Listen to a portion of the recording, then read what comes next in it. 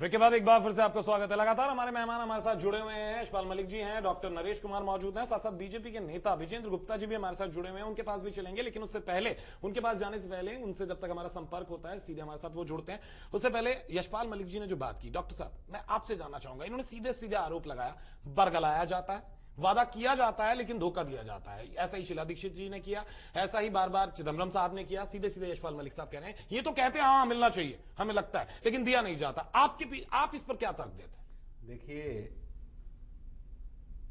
Congress party की मंशा अगर देने की न होती तो जो एक प्रक्रिया रुक गई थी उसे शुरू नहीं किया, उस प्रक्रिया को शुरू क्यों किया जाता? हम देना चाहते हैं, कानूनन तरीके से देना चाहते हैं। यशपाल जी ने एक जिक्र किया कि ऐसा दे दिया कि जिसके ऊपर हाई कोर्ट का स्टे हो जाएगा। कांग्रेस पार्टी ऐसा देना चाहती है कि उस पर किसी का स्टे ना हो। मैं आपके चैनल के माध्यम से ये कहना चाहता हूं कि कांग्रेस पार्टी देना चाहती है तो ये प्रक्रिया शुरू की है।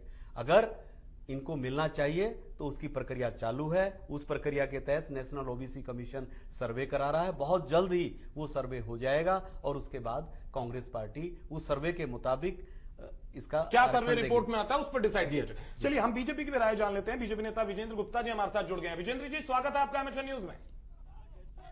बिल्कुल विजेंद्र जी जुड़ गए। विजेंद्र जी सबसे पहले अगर हम बात करें इस पूरे मामले पर, जाट आरक्षण का जो पूरा मामला चल रहा है, आप क्या सोचते हैं? क्योंकि हरियाणा सरकार की अगर हम बात करें या दिल्ली सरकार की बात करें, दोनों में मतभेद है, पूरी तरह से अलग नजर आती हैं, अलग अलग खड़ी नजर आती हैं, जबकि एक ही सरकार है, एक ही पार्टी की सरकार है। उसके बावजूद बीजेपी इस पर अपनी क्या राय देना चाहती है? क्या प्रतिक्रिया क्या है आपकी?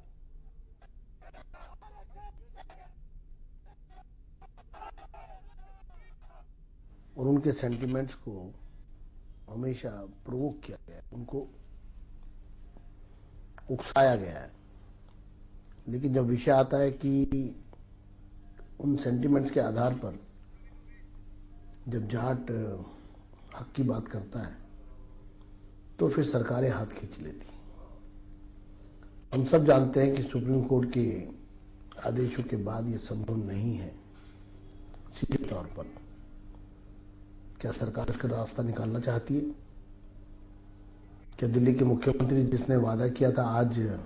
लेकिन यहां मुझे विजेंद्र जी माफ कीजिएगा, मुझे ऐसा लग रहा है आप यहां इस वक्त राजनीति की बात कर रहे हैं। मेरा बहुत सीधा सा सिंपल सा प्रश्न है, क्या जाटों को आरक्षण मिलना चाहिए? इसका जवाब है आपके पास कि क्या जाटों को आरक्षण दे देना चाहिए? क्योंकि इस वक्त जो आप हमें जवाब दे रहे हैं, मैं फिर कह रहा हूं, मैं बहुत सीधा सीधा पूछ रहा हूं, यहां किस तरह की राजनीति हो रही है, कांग्रेस क्या कर रही है, बीजेपी क्या कर रही है, मैं ये नहीं जानना चाहता। मैं बीजेपी की राय जानना चाहता हूं, क्या जाटों को आरक्षण देना उचित है? इस पर आप क्या कहते हैं? ये एक संवेदनशील मामला है। आज देश के अंदर आरक्षण एक बड़ा विषय है, उस पर एक सवालिया निशान है। आज आरक्षण जिसकी मांग कई स्थानों से, कई प्रकार से, कई समुदायों द्वारा उठाई जा रही है। क्या ये संभव है कि उन भावनाओं के अनुसार आरक्षण दिया जा सके? सरकार समय समय पर कमेटी बना करके भी इस मामले को ठंडे बस्ते में डाल चुकी है, लेकिन कभी सरकार ने वस्तु स्थिति लोगों के सामने नहीं रखी। बिल्कुल विजेंद्र जी, शायद आप बार बार कहीं ना कहीं से राजनीतिक रूप दे रहे हैं और आप अलग तरीके के मुद्दे की बात कर रहे हैं। लेकिन मैं विजेंद्र जी से मिलूंगा, शायद उन तक हमारी आवाज बार बार कट के पहुंच रही है, इसलिए मैं उस सवाल को भी पूछूंगा जो आप पूछना चाहते हैं, लेकिन मैं इस राजनीति से अलग हटकर बात करना चाहूंगा। विजेंद्र जी बहुत ज्यादा राजनीति में ले जा रहे हैं चीजों को। यशपाल जी सही कह रहे हैं आप, लेकिन बीजेपी भी नहीं करना चाहती। आप केवल एक पार्टी की बात करते हैं, बार बार सरकार पर आरोप लगा, बीजेपी भी साफ तौर से जवाब नहीं दे रही। आप क्यों किसके साथ खड़े नजर? देखिए मैं आपको एक बात बताऊं, हम किसी के साथ नहीं। पिछली बार मुख्तार अब्बास नकवी, रामदास अग्रवाल जी ने राज्यसभा में उठा के कमेटी बनी, मायावती जी ने भी मुद्दे को उठाया, मुलायम सिंह जी ने भी उठाया, और कांग्रेस के भी तमाम नेताओं ने, दीपेंद्र हुड्डा और जयंत चौधरी ने उठाया। हमारे साथ हर दल का बराबर समर्थन है, लेकिन सरकार इस मामले को क्यों टालना चाहती है?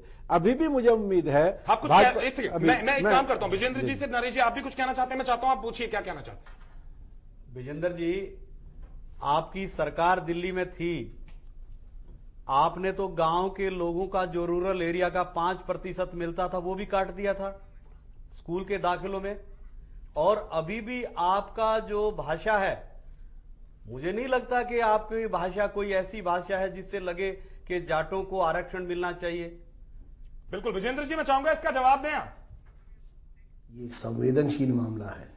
क्या संवेदनशील मामला है जब राज्य में हो चुका है? शायद शायद वो इस बात का बार बार हमारा संपर्क, वाजपेयी जी को अपना नेता मानते हैं या नहीं बिल्कुल मानते? हमारा संपर्क फिर से उनसे टूटा है और कहीं ना कहीं अब देख लिया यशपाल जी, कांग्रेस देना चाहती है, रोक कौन रहा है? भारतीय जनता पार्टी लेकिन रोक रही है। मैं एक बार आप देख रहे हो, विजेंद्र जी एक बार फिर से हमारे साथ, पूरा देश देख रहा है। बिल्कुल विजेंद्र जी एक बार फिर से हमारे साथ लाइन पे जुड़े। विजेंद्र जी, यहाँ जिस तरह की बात हो रही है, मैं आपसे जानना चाहूंगा, ये पानी, बिजली और तमाम चीजें कह रहे हैं कि दूध पानी बंद कर दिया जाएगा दिल्ली पर, इस पर आप प्रतिक्रिया देना चाहेंगे कि क्या आपका जवाब होगा? ये तीसरा सवाल है मेरा आपसे और मैं चाहूंगा इसका आप सीधा सीधा जवाब दें, किसी तरह की राजनीति ना की जाए।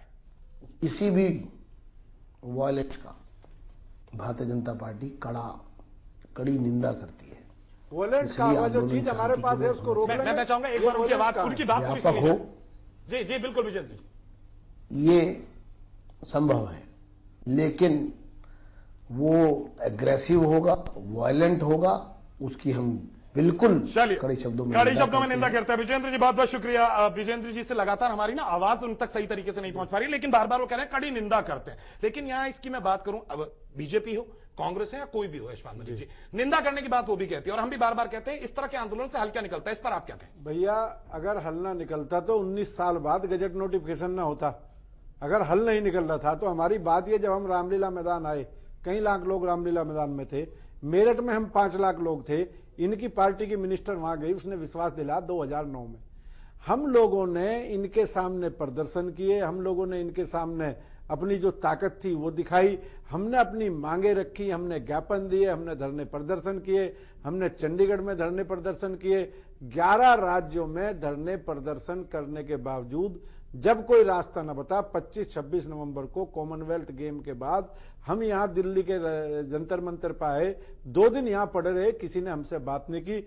जब हमने जाके धमकी दी कि भाई अब तो हम जाएंगे यूपीए चेयरपर्सन से मिलने, आप वैसे नहीं मिलने दोगे तो जबरदस्ती जाएंगे, तब हमारी वार्ता हुई मुकुल वासनिक जी से। मुकुल वासनिक जी ने कहा कि भाई ऐसे तो यहाँ तमाम लोग आंदोलन करने आते हैं, ये तुम्हारे बस की होगी तो ले लेना। हमने कहा जी हम आपसे 5 मार्च को मिलेंगे, और जब 5 मार्च पे हमने 15 रेलवे ट्रैक बगैर तोड़फोड़, बगैर हिंसा के और बगैर किसी के, जहां हिंसा की वो सरकार ने की। जाट ना हिंसा में विश्वास रखता, रही दूध की बात, सब्जी की बात, पानी की बात, बिजली की बात, जो चीज हमारे खेत से गई, अगर हम उसको विड्रा कर ले, आप हमें तंग करोगे, हम कहेंगे भाई दूध सब्जी हम नहीं आने देंगे, हम कहेंगे पानी, हम अपने खेत भरना शुरू कर देंगे, जो दिल्ली को पानी पीने के लिए हम दे रहे हैं यूपी से, हम कहेंगे हम अपने खेतों में पानी डालेंगे, हम अपने खेत की तराई करेंगे, तुम्हारे गलों की तराई क्यों करेंगे? रही बात बाकी चीजों की, रेलवे ट्रैक्स की, हमारे खेत में रोज इसकी आवाज हम सुनते हैं, ना तो गुप्ता जी इसकी आवाज सुनते, ना जो लोग इस पे गंदगी फैलाते हैं ना वो गुप्ता जी के घरों में। आम जनता उसमें सफर करती है। आम जनता के लिए हम ट्रैफिक रूट खोल देंगे, दूसरा अल्टरनेट रूट होते हैं। आपको रेल में 4 दिन रिजर्वेशन न मिले, आप कैसे जाओगे? हवाई जहाज से जाओगे, बस से जाओगे, टेम्पो में जाओगे? आम जनता भाई परेशानी अगर सरकार हमें 22 साल से कर रही है, और आम जनता से हम निवेदन करते हैं, हम उनके खाने का इंतजाम करते हैं, उनके कपड़े पहनने का इंतजाम करते हैं, लोगों से, बैंकों से कर्ज लेके हम अपने बच्चों को भूखा मार के उनके लिए सामान को प्रोवाइड करते हैं। भाई 15 दिन इस बलिदानी कौम के लिए आप सफर न करें, 15 दिन इस बलिदानी कौम से सब्जी और दूध के बगैर दाल खा ले, दालें अभी से खरीद कर रख ले। डॉक्टर साहब आप भी कुछ कहना चाह रहे हैं? यशपाल जी, जब कांग्रेस पार्टी ने एक रास्ता बनाया है, उस रास्ते पे भरोसा कीजिए। वो रास्ता विश्वास का रास्ता है, वो रास्ता एक बहुत सोच समझ के चुना गया रास्ता है। आप जब रास्ता निकलने लग रहा है तब इस तरह का आप वो कर रहे हैं। हमने तो मेरी समझ में बात नहीं आती, मेरी बात समझ में नहीं आती। अगर ये रास्ता ना बना होता तो आपकी बात समझ में आई। 2 दिन आज जब रास्ता बन गया है, नहीं 2 दिन में सर्वे तो होता नहीं, सर्वे कौन कह रहा? आप सर्वे हो ही नहीं सकता। सर्वे एक तरीके से सर्वे इलीगल है, सर्वे कैन नॉट बी डन।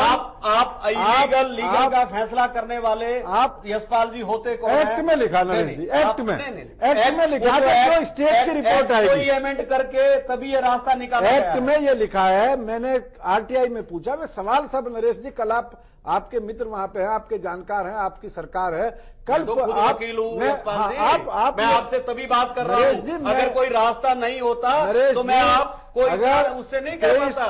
2350 जातियों में से किसी का सर्वे पिछले साल हुआ हो और जब हरियाणा 2350 का रोका नहीं गया था। हरियाणा का सर्वे तो हो चुका, एक सवाल हरियाणा का सर्वे हो चुका, यूपी का सर्वे हो चुका, उनको तो दो। मलिक साहब, नरेश जी, एक साथ जो प्रक्रिया चली है वही तो होगा, रोका नहीं गया था। ये वजह क्या रही कि आखिर जाटों का ही आरक्षण के मुद्दे को लेकर इस तरह की बार बार रोक लगी और इतना लंबा चला? देखिए जी, मैं एक बात इस मंच के माध्यम से स्पष्ट तौर पर कहना चाहता हूं कि जब सरकारें यहां पर गैर कांग्रेसी थी केंद्र, तब मंडल कमीशन लागू किया गया और उस वक्त मंडल कमीशन जब लागू हुआ तो उस वक्त कहीं ना कहीं चूक हुई और उसी चूक को मानते हुए बाद की सरकारों ने उसको माना। राज्यों के अंदर आरक्षण हुआ, चाहे यूपी की बात हो, चाहे दिल्ली की बात हो, चाहे राजस्थान की बात हो। अब रही बात केंद्र में आरक्षण की बात, मुझे इस बात में कहने में कोई हिचक नहीं है। यदि जाट डिजर्व करता था तो राज्य में क्यों करता है, केंद्र में क्यों नहीं करता? या तो राज्य में भी नहीं देना चाहिए था या केंद्र में भी दिया जाना चाहिए था। यह इस बात का कहने में मुझे कोई हिचक नहीं। लेकिन जो प्रक्रिया 1990 में गैर कांग्रेस की सरकार थी केंद्र में, उसने रोक दी थी, उसको कांग्रेस की सरकार ने चालू किया है। इसको यशपाल आर्य जी को, यशपाल मलिक जी को धन्यवाद भी देना चाहिए। और वो धन्यवाद के कांग्रेस पार्टी ने इसलिए नहीं किया कि आपका धन्यवाद आए, कांग्रेस पार्टी ने वाकई महसूस किया और इसीलिए ये प्रक्रिया जो चालू है, उस प्रक्रिया के रिजल्ट आने तक आप थोड़ा सा इसमें इंतजार कीजिए। उसके बाद अगर प्रक्रिया में आपको लगे कि आपके साथ भेदभाव हुआ है तो आपको कौन रोक रहा है, आप फिर ऐसा अख्तियार कीजिए। आपके पास सामाजिक न्याय मंत्री है, आपके पास कमेटी जो बनी थी वो है, आप उससे हमें ये बतवा दीजिए कि इस प्रक्रिया में 5 साल लगते हैं, कोई प्रक्रिया का समयबद्ध तो होगा। और दूसरी बात, जो आयोग आप कह रहे हैं, कांग्रेस जो मंडल कमीशन लागू हुआ वो वीपी सिंह ने लागू किया, लेकिन उस मंडल कमीशन पे स्टे हो गया, इंदिरा साहनी केस बना और सुप्रीम कोर्ट की गाइडलाइंस के तहत वो 1993 में लागू हुआ जब पीवी नरसिम्हा राव की सरकार थी। मैं वीपी सिंह के समय की बता रहा हूं, जब उस वक्त जाटों को छोड़ दिया गया था। पीवी नरसिम्हा राव की सरकार के टाइम पे लागू हुआ और हरियाणा का रिजर्वेशन 1994 में जो जाटों का काटा, जाट के साथ बिश्नोई का भी काटा, भजनलाल जी ने काट दिया। मतलब जहां आरक्षण मिल चुका था वहां कांग्रेस ने काटा और उसके बाद में कांग्रेस को शीला दीक्षित ने दिल्ली में रिजर्वेशन दिया, राजस्थान में स्टेट लेवल पे गहलोत साहब ने रिजर्वेशन दिया, दिग्विजय सिंह ने मध्य प्रदेश में रिजर्वेशन दिया, उसके अलावा 6 प्रदेशों में भाजपा ने रिजर्वेशन दिया। मैं किसी पार्टी की बुराई नहीं कर रहा, मैं केवल एक बात कह रहा हूं कि जो प्रक्रिया समयबद्ध हो जानी चाहिए थी, अगर उसमें 22 साल लेट है, हमें कांग्रेस ये बता दे। हम जंतर मंतर पे बैठे हैं, आज मैयड़ में बैठ गए, कल कापुरपुर पे बैठ जाएंगे। नरेश जी आप जाके नेताओं से ही पूछ ले कि इनके साथ वार्ता तय करके कब इसको उस रास्ते पे जाने की बात करते हैं। जय साहब, मैं आपके चैनल के माध्यम से और यशपाल जी को यह बताना चाहता हूं कि जो प्रक्रिया है उस प्रक्रिया में ज्यादा समय नहीं लगेगा। ये वो प्रक्रिया नहीं है जो 22 साल का जिक्र आप कर रहे हैं, ये वो प्रक्रिया है जो महीनों में होती है और वो स्टार्टिंग हो चुकी है और वो खत्म होने वाली है। जो उसका नतीजा आएगा और उसके बाद जो सरकार फैसला लेगी वो निश्चित तौर पर न्याय का फैसला। डॉक्टर साहब, एक सेकंड, सवाल तो जाट नेता बहुत सालों से उठा रहे हैं, 10 साल से तो आपकी सरकार है, सवाल तो बहुत पुराना है। हम तो ये कह रहे थे अभी भी ये वार्ता कह रहा हूं जो सामाजिक न्याय मंत्री वो बोल दे। नरेश की बात पूरी करते मैं विक्की जी आपके माध्यम से ये बताना चाह रहा हूं कि आज जब रास्ता निकल रहा है जी, उस वक्त आपको क्या परेशानी हो रही है? जब रास्ता ना निकले तब आप कहना 2 साल पहले रास्ता 6 महीने में निकालने की हाँ भरी गई थी। आज 2 साल हो चुके, आप फिर ये कह दे, आज फिर कांग्रेस ये कहे खुले national OBC commission, national OBC commission कोई किसी पार्टी का कोई कार्यालय नहीं है।